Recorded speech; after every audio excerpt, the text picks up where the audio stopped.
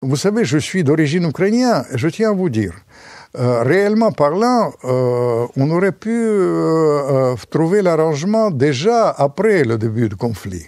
C'était les accords d'Istanbul qui étaient encore plus importants. Parce que l'exercice pour les Russes, leur fixation, c'était que l'Ukraine ne soit pas dans l'OTAN. L'Ukraine garde son statut neutre. Mais ils acceptaient à l'époque, ils acceptent toujours l'entrée de l'Ukraine. C'est difficile de faire sur le plan pratique l'entrée de l'Ukraine dans la, vous savez, dans la, pas dans l'OTAN, mais à l'Union européenne.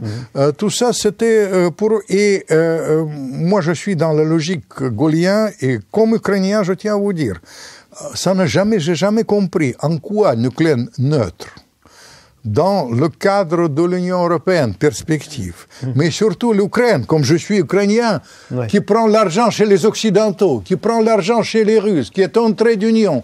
En quoi ça vous gêne? Moi, sur ce plan-là, je regrette beaucoup que Minsk, que les accords de Minsk n'ont pas été appliqués et que plus tard, en mars, à Istanbul, c'est les Anglais et les Américains qui ont bloqué les accords d'Istanbul qui auraient pu stabiliser la situation et éviter le prolongement et l'impasse qu'on vit maintenant. Et donc vers quelle issue se dirige ce conflit? Qui est le qui Tôt ou tard, il faudra le trouver un modus vivendi. Je vais vous dire modus vivendi avec l'Occident. Malheureusement, moi j'étais persuadé que cette tradition gallo-méditéranéenne dont je vous ai parlé, la France, avec comme puissance équilibre, aurait pu jouer un rôle plus important. Comme ça, c'est pas le cas. Je pense que c'est plutôt les Américains qui peuvent trouver l'issue. Je ne crois guère à la solution, vous savez, nord-coréenne, le blocage de fait qui dure des années. Mais ce qui est souhaitable pour l'Ukraine en premier lieu, moi je suis persuadé qu'en premier lieu, pour sauver l'Ukraine, il faut arrêter ça le plus rapidement possible et après trouver modus vivendi avec les Russes, ce qui n'est pas impossible, mais ce sera très difficile parce que la donne a changé, la mentalité a changé, une nouvelle élite là-bas arrive, ce sont les gens qui ont connu le front. Et surtout, on dit que la Russie veut aller vers l'Occident. Le grand problème aujourd'hui, que la Russie ne désire plus l'Occident. Vous savez, ils disent que l'Occident c'est terminé.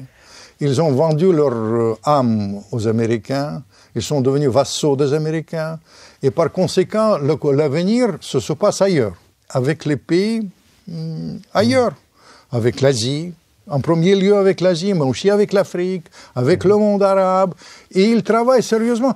Je parle avec eux, avec les Russes.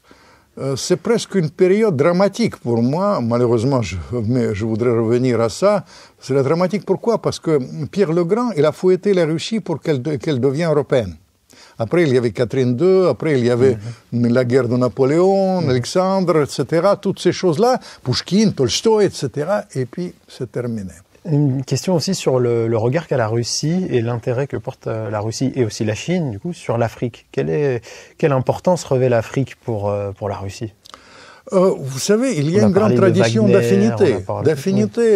Je vous dis que les Russes considèrent aujourd'hui que l'Europe a vendu son âme, que le respect des valeurs traditionnelles est nié en Occident, la famille, toutes ces choses-là, etc.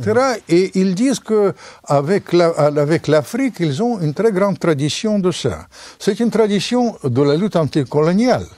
Moi, j'étais impliqué avec mes rapports avec l'Algérie, notamment. Et quand je parle avec les Algériens, je suis étonné jusqu'à quel point c'est dans le cœur des Algériens. Ça, c'est une chose qui existe bel et bien. Vous savez, le barrage d'Assouane pour refléter mes contacts avec Nasser. Tout ça, c'est quelque chose qui est resté.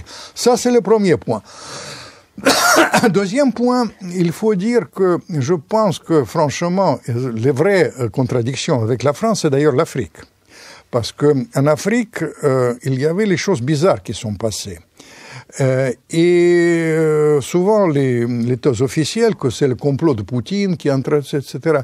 Mais Poutine, c'est quelqu'un, j'ai expliqué ça souvent, c'est quelqu'un qui est très il agit comme un sportif de haut niveau. Il n'est pas boxeur, mais en revanche, c'est un vrai champion dans les arts martiaux, champion de judoka, et il utilise la force ou les erreurs de l'adversaire, surtout la force de l'adversaire, pour remporter.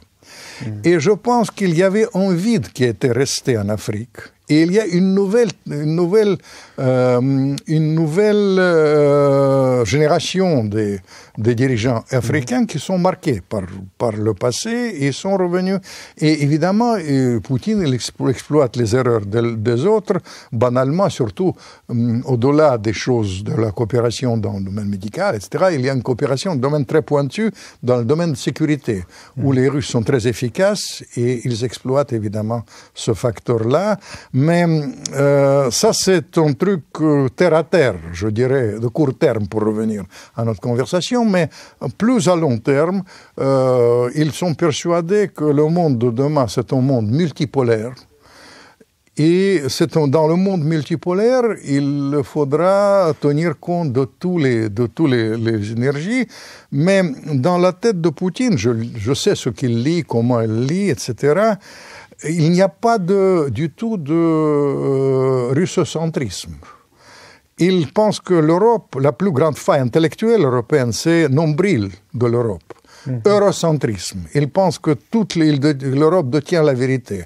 Il pense que les richesses du monde, c'est l'équivalence, sinon enrichissement mutuel des civilisations. Beaucoup de respect pour la civilisation asiatique, chinoise, millénaire indien, mais pour revenir à mes conversations à Chirac, qui était un grand connaisseur de l'art africain, aussi un grand respect.